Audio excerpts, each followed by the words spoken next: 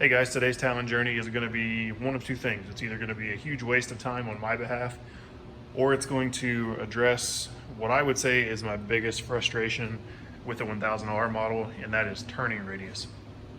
So to be clear, the machine's not broken. The machine is performing exactly the way Honda designed it to perform, but I am looking to make a modification to make it a bit more wooded, trail friendly, and get some turning radius back so that I can be a bit more nimble in wooded trails. So what I'm doing is taking a steering gearbox here.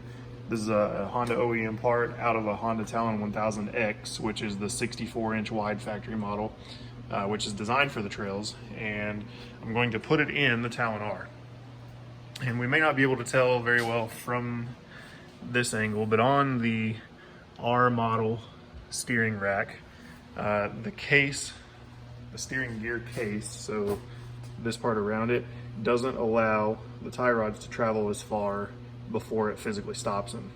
So this dimension right here on each side is actually larger on the 1000R steering rack, which restricts the motion of the tie rods. Now, my theory and several others' theories, just in talking to people on forums, is that it's designed that way to help protect the outer CV joints on these axles. With the 1000R model, the A-arms are swept forward, and the wheelbase on this model is longer. I think it's 5 inches longer than the X. So if we look here at the side, the CV axle comes out from the diff, and it's already going to have a forward angle on it to go meet the carrier on the hub. So that is going to already set that CV axle at some angle, and then of course as the suspension moves up and down, those combination angles add up pretty quickly. I'm not going to be able to sit here and provide you with exact numbers of, it's 47 degrees at full droop or flex or anything like that. This is really just going to be a trial and error type of thing that I'm going to do on my end to see if I can maybe make this thing turn a little bit sharper and not completely screw up outer CV joints. These aren't going to be really quantitative measurements of degrees or anything like that. So stay tuned through the process. I'll talk you through how to get the rack out. I think it's going to be a little more labor intensive than I was hoping for. Reason being is I don't know if you call this the input shaft or whatever you want to call it, the pinion. It's pretty lengthy on here, so dropping that, I think I'm going to have to remove the front diff entirely to get the stock one to pull out and this one to go in. But I'll let you know.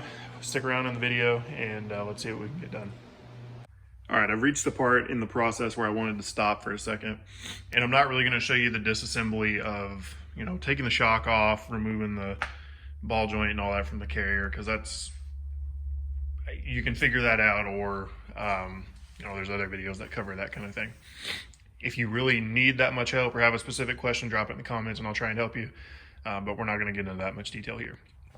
However, I will say the axle was much easier to remove than anticipated. I've just got a rag in there to keep dirt from getting into that. I have not drained the oil, and I did lose a little bit of that front gear case oil come out, but not really a whole lot. There is a C-clip right there that's on that, and that's really what you're going to have to, when you pull it on, that's what holds it into the differential. However, what I did want to stop and show you for a second is a specific tool highly recommend using, and that is a ball joint separator. So this is from Harbor Freight. It's a 3/4 inch ball joint separator. Honda has like an OEM part that's in the service manual that is exactly this. It does the exact same thing, but I've noticed on these machines, these ball joint studs get super tight. So what you do is you put this tool on there and then line up that bottom jaw with the stud, and then as you tighten this down, it separates it for you. Now, if you do this and it seems like it's really tight, just know it's pretty violent once this thing separates. And this whole tool actually has a tendency to just kind of fall down afterwards. So don't be surprised if you get one of these and if you use it, that's the case when it does finally pop that thing loose.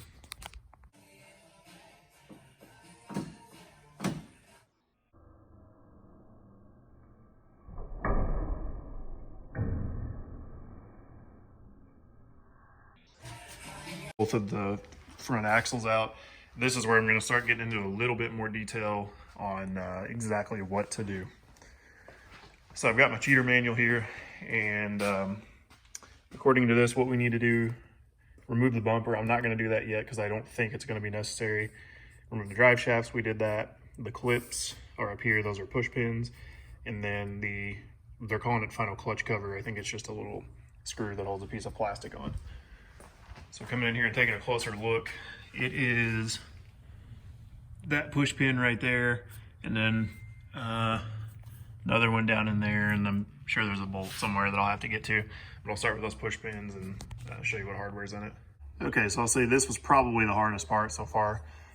This little bracket here is what holds on the wiring harness connector, like the Christmas trees that go on the back. So you got to remove a little 10mm screw that holds it on. I think it was, let's see, I think it may have been here. And then there's also a 10mm nut on this side of it that just holds it up there. You got to get that off, which is covered in all of these steps here. So you can pause this part of the video if you need that. And then the next thing I'll need to do is these instructions down here, and then we'll move on to the next part. All right, another quick update. I did have to remove the winch, and I'm not gonna take the whole bumper off. I don't see a reason to do that at the moment, but I am gonna have to remove the winch plate here because of this piece. When you go to slide the diff forward, it wants to bump into this. And then additionally, I'll show you something. The nut and bolt that holds this part of the winch mount to the A-arm bracket there, you have to get that out of the way as well to remove this differential bolt. And there are a total of 3 diff bolts, as well as 3 bolts that connect the diff to, I think those are the clutches actually. There's 2 over here and then 1 on the other side. And when I get the actual diff out, I'll show you all those locations. But then there's another diff through bolt there, as well as, if I can get a good view on it, right down in there by the wood plug. All right, I stand corrected on the front bumper. It does have to come off, and simple to take the Honda OEM one off. And what you do is you pull the diff straight out of the front. My vacuum attachment out of the way. You just pull it straight out, and then you can see that is what actually goes into the diff, and there's quite a bit of that shaft with the splines on it that goes into the diff. So that's why you have to pull this out, and you can't just slide the diff forward a little bit to get the steering box out. So the hard part's over, and now what I have to do is drop that steering rack out. I'm gonna pull it out with the tie rods on it so I can work on the bench. And that should be just 4 nuts on the top of the mounting plate on the back side. So I'm gonna drop it out, put it on the bench, and we'll start comparing. All right, so I've got my steering rack, well, both racks here on the bench, and here is the story. So top clean one is the new X rack. This is the R rack. Again, 64-inch model, 68.4-inch model. And the difference is the casing. So that extra bit of body where this doesn't have it, and this extra bit of casing body where the X model doesn't have it, that's what limits it. So it sticks out that much further. And then just my driver's side tie rod, the inner tie rod physically bumps it, and that's what stops the lock-to-lock travel distance. So what I'm going to do is take some measurements, and I will likely end up using these steering stops. What I'm going to do is measure these against this, you know, because it doesn't make sense to use them if they're going to be the exact same thickness as this, because that'd be exactly where I started. So what I'll do is, you know, take the body to outside measurement, that measurement, and I'll figure something out. And I may end up filing those down to half the thickness, or, you know, whatever works. But I'll put the exact measurements in here after I get all that done, and I'll catch up with you in just a few minutes. So here's what I'm finding. This measurement is 1 1/8. Let's get that straight. Right there, body to edge. And then this side is 12.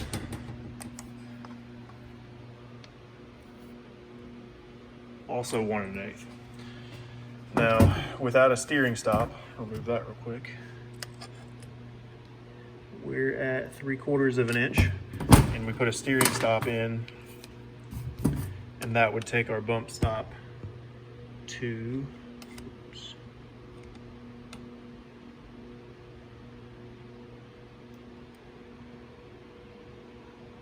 right back at 1 1/8. So this would, in fact, put me right back where I started. So I'm gonna have to do some work to these steering stops to make them smaller. What I'll probably do is halve them and get to, I don't know, like 15/16 or something. Since right here we're looking at 3/4 of an inch. Maybe get to 7/8. Put a little bit of a stop in there, but still get a little bit of travel.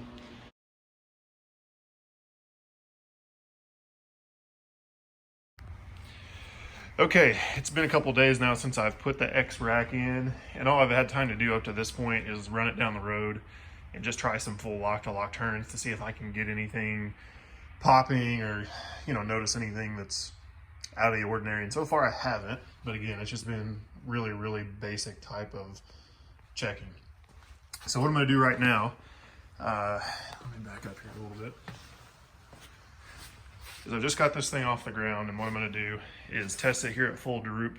Can't do it at full, you know, scrub or compress, but I'm gonna put it in 4-wheel drive, start the machine, put it in 4-wheel drive, and then turn it lock to lock with the wheels turning to test it like this and see if I can get anything to pop with it in 4-wheel drive. And check that out in a second. And if I do notice anything, I'll get it on film. If not, I'll just tell you about it. So 1 second. Okay, so it's gonna be a little bit loud, but here is an interesting finding. So I've got it in high right now. If you've ever noticed your Talon will creep a little bit, its wheels are just spinning like this. However, we're gonna go full lock to the left. You can see the wheels are still spinning, but when I get it all the way completely, the i4-wheel drive, I think, senses a little bit of catch in it, and that wheel stops. So the right side, the passenger side's good, so I'm gonna lock all the way to the right, and we can see that wheel's still spinning. Passenger side stops, so when I let off full lock, it'll start again. Lock it again, and I think that i4-wheel drive is catching it. However, I'm not noticing any binding, so I'm gonna go full lock and get this one to stop and give it a little bit of gas and see what it does. Okay, so after giving it a little bit of gas, I could feel a small amount of vibration. The wheel would start turning, but I'm pretty sure that CV axle was getting some stress on it. And when I say lock, I mean, like, you turn the wheel, and we can see that's full lock. So like here, it does nothing. What I'm talking about is there, when you're holding on it, that's when it really started to catch that. So what I'm thinking is, I'll machine down these steering stops here. So like I said earlier in the video, I didn't end up using these because this actually makes it worse than the R rack would have been. It adds an 1/8 inch on each side. So what I'm thinking is to machine these down enough so that we can get like somewhere, you know, whatever the sweet spot would be in between, just to take enough off that, you know, when you're really cranking on the steering wheel, it's not going to have that catch. So I think that's going to be where my baseline point of the test is that when I go full lock like this, just letting those wheels freely spin, it's not going to trick the ABS, or the ABS isn't going to sense that little bit of stress on the CV axle, because that's just how the i4-wheel drive works. It's actually cool and makes it easy to test this. So that it doesn't stop that wheel, and I think that'll be a pretty good spot to put it in. So I'll update after I make the change. I'm gonna have to put the steering stop in on the rack, but I don't have to pull everything back out to do that, so it should be relatively easy to do. All right, so I finally found the sweet spot on the wheel spacers. I was out of town for work, so I just got back to this now. In the video it'll all come together, but you can see I'm in gear right now in 2-wheel drive. And then when I switch it to 4-wheel drive, front wheels will start spinning. over there.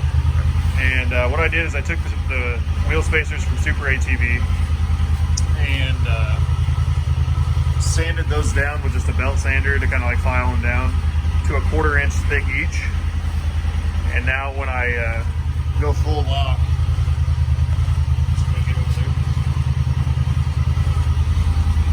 we don't get any binding or anything on the full lock. So I don't think it's gonna cause that outer CV joint to bind, which is a good thing. And you know, this is kind of my informal test to see if anything is gonna catch just on the lift like this. I think we're gonna be in a good spot now, so I'm gonna be comfortable trail riding it to test it.